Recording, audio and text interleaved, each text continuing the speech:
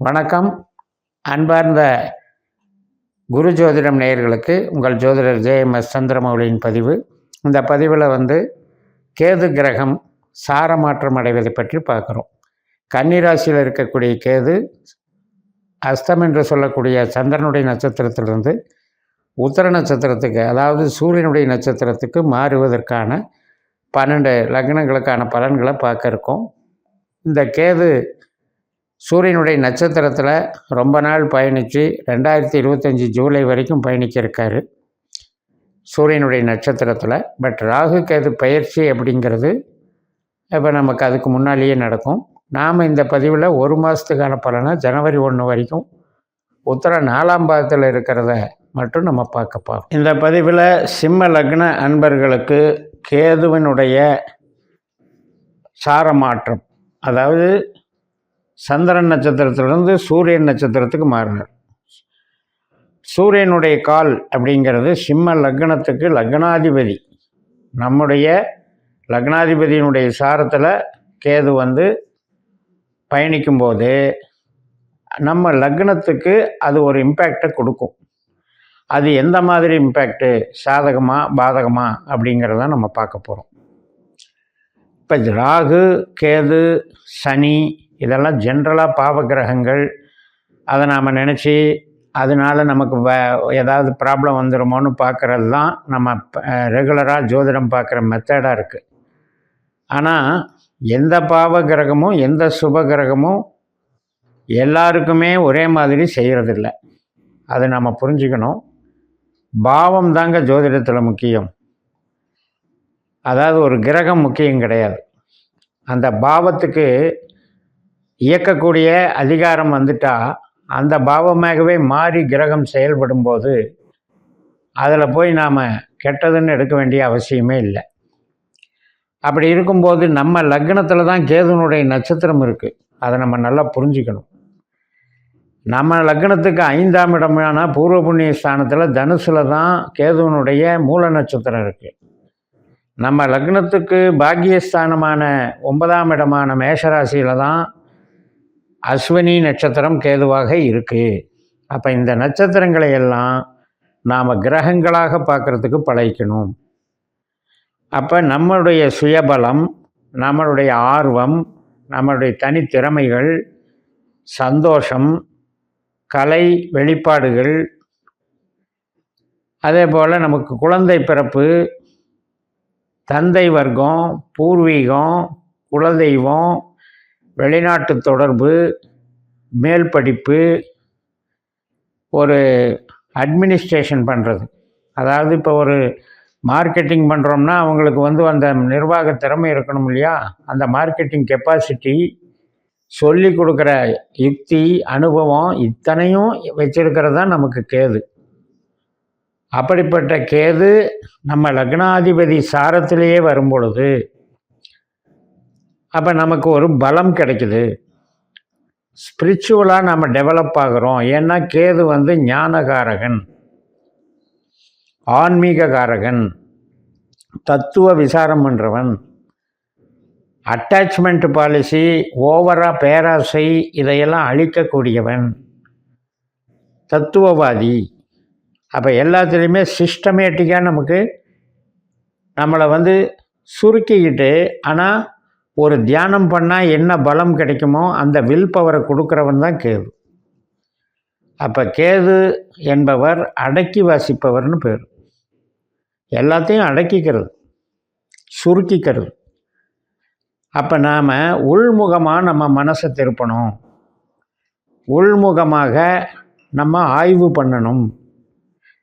இப்போ என்ன நம்மளுடைய ஆன்மீக பூமியில் எத்தனை பேர் நான் யார் அப்படின்னு கேள்வி கேட்டு விசாரம் பண்ணி தான் தத்துவங்களை நிறைய பாடல்களாகவும் நமக்கு கொடுத்துட்டு போயிருக்காங்க. வேதங்களே அதைத்தான், உள்முகமான பயிற்சியை தான் வேதமே சொல்லுது. வேத பாராயணம் என்பது மகர கேதுவாக இருக்கிறது. கேது தான் அதுக்கு தனி சிறப்பு. அப்படிப்பட்ட கேது நமக்கு வாக்குஸ்தானத்தில் இருக்கார். ஆனால் சூரியனை போல செயல்படுவார்.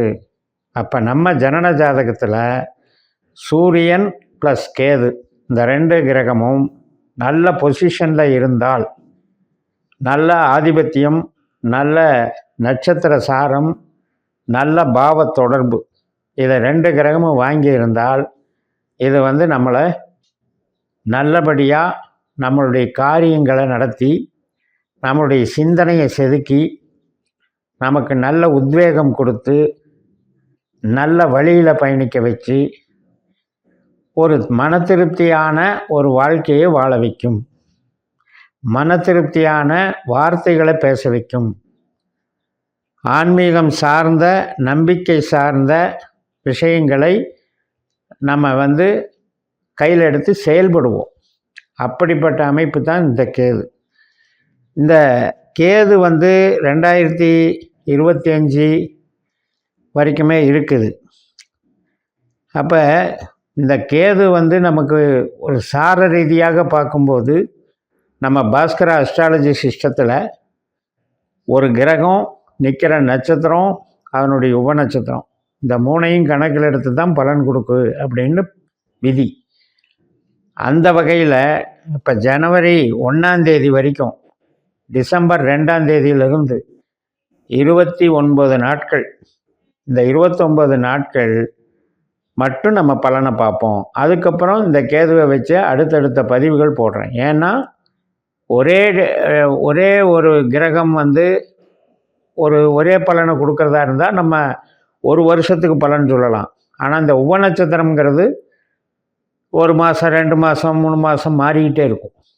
அப்போ ஒவ்வொரு மாதத்துக்கும் உங்களுக்கு பிரத்யேகமாக என்ன நடக்குதுன்னு போட்டால் உபயோகமாக இருக்குங்கிறதுனால, இந்த கேது சூரிய காலில் கேதுவின் பயணத்தில் சுக்கிரனுடைய உபநட்சத்திரத்தில் போகிறது மட்டும் நான் கான்செப்ட் எடுத்து இப்போ உங்களுக்கு சொல்கிறேன். சுக்கிரன் வந்து நமக்கு தொழில் கிரகம். நம்ம ஜனன ஜாதகத்தில் சுக்கிரன் யாருக்கெல்லாம் நம்ம கணிக்கும்போது உபநட்சத்திர கான்செப்டில் சுக்கிரன் வந்திருந்தாருன்னா, 2ஆம் இடம், 6ஆம் இடம், 10ஆம் இடம் இப்படிலாம் வந்திருந்தாருன்னா இந்த காலகட்டம் ரொம்ப ரொம்ப சிறப்பாக இருக்கும். ஏன்னா 2ஆம் இடம்ங்கிறதே பண வரவு, பேசுனா பணம் வர்றது, நமக்கு சேமிப்பு வந்து உயர்வது, உழைப்பினாலேயும் நம்ம தொழிலினாலேயும் நம்ம செய்கிற வேலை உத்தியோகத்தினாலேயும் பணம் சேமிக்கக்கூடிய அமைப்பை கொடுக்கறது தான் இந்த கேது. அப்போ சுக்கிரனை போல செயல்படுது. அப்படிங்கிறனால சுக்கிரனும் இந்த காலகட்டத்தில் நல்லா தான் போயிட்டுருக்காரு. அவர் வந்து அடிப்படையில் தனுசு ராசி அண்டு மகர ராசி அப்படியே மூவ் ஆகிட்டுருப்பார். அப்போ அதனுடைய சிறப்பும் நல்லா இருக்குது. அப்போ நமக்கு வந்து சூரியனுடைய 4ஆம் பாதத்தில் இந்த கேது உள்ளே நுழைகிறார். அப்போ வந்து மீனத்தில் அம்சம் பெறுவார். இந்த மீனம் என்பது ஆராய்ச்சிகளை செய்யக்கூடியது. எதெல்லாம் நமக்கு எதனால் நடக்குது இதெல்லாம் அப்படின்னு கண்டுபிடிக்கக்கூடிய அந்த ஆராய்ச்சி மனப்பான்மையை வளர்க்குறது தான் மீனம். ஸோ அப்படிப்பட்ட கேதுவனுடைய பலாபலனை நம்ம நல்லா அனுபவிக்கலாம். நம்ம ஜாதகத்தில் கேதுவை பற்றி நம்ம கொஞ்சம் நல்லா தெரிஞ்சுக்கணும். இப்போ நெகட்டிவாக எடுத்தோம் அப்படின்னா நமக்கு சூரியன் கெட்டிருக்கக்கூடாது, கேது கெட்டிருக்கக்கூடாது. நம்ம ஜனன ஜாதகத்தை நம்ம பாஸ்கர அஸ்ட்ராலஜி சிஸ்டத்தில் கணித்தோம்னா 8ஆம் பாவ உபநட்சத்திரமாகவோ 12ஆம் பாவ உபநட்சத்திரமாகவோ இந்த 2 கிரகங்கள் வந்திருந்தால் இந்த காலகட்டத்தில் இப்போ நான் சொன்ன பலன்களுக்கு எதிர்மாறான பலன்களும் நடக்கும். எந்த விதத்தில்? நம்பி ஏமாறுறது, மோசம் போகிறது, அதே நேரத்தில் நமக்கு நம்மளை நாமளே வருத்திக்கிறக்கணும்.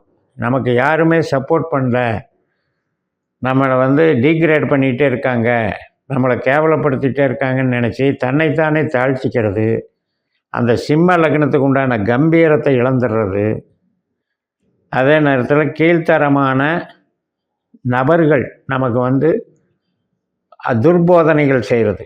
அதாவது சில பேருக்கு வந்து நம்ம சும்மா இருந்தாலும் எதையாவது ஒன்று சொல்லி தூண்டி விட்டுருவாங்க.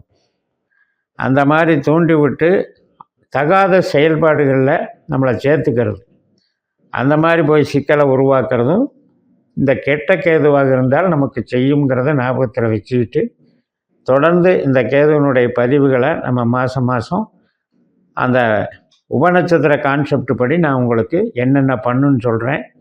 இப்போ நல்ல கேது நல்ல சூரியனுக்கு எல்லா வகையிலும் பொருளாதாரத்துக்கும் தொழிலுக்கும் உழைப்புக்கும் மிகச் சிறப்பாக இருக்கிறது. குறிப்பாக வாய்ப்பேசி சம்பாதிக்கிறவங்க, அதாவது லாயர்ஸு, ஜோதிடர்கள், ஆன்மீகவாதிகள், கன்சல்டிங் பிஸ்னஸ்வாதிகள், இந்த ரியல் எஸ்டேட்டில் வந்து பேசிக்கிட்டே இருப்பாங்க, கேன்வாஸ் பண்ணிக்கிட்டே இருப்பாங்க, ரெப்ரசன்டேட்டிவ்ஸு. ஸோ இவங்களுக்கெல்லாம் உழைப்பினால் உயரக்கூடிய நல்ல காலம் என்று சொல்லி நிறைவு செய்கிறேன். இந்த சேனலை சப்ஸ்கிரைப் பண்ணி ஷேர் பண்ணுங்கள். உங்கள் தனிப்பட்ட ஜாதக பலாபலன்களை என்னுடைய வாட்ஸ்அப் நம்பரில் தொடர்பு கொண்டு பலன் பெறுங்கள். உங்களிடமிருந்து விடைபெறுகிறேன். உங்கள் JMS. நன்றி, வணக்கம்.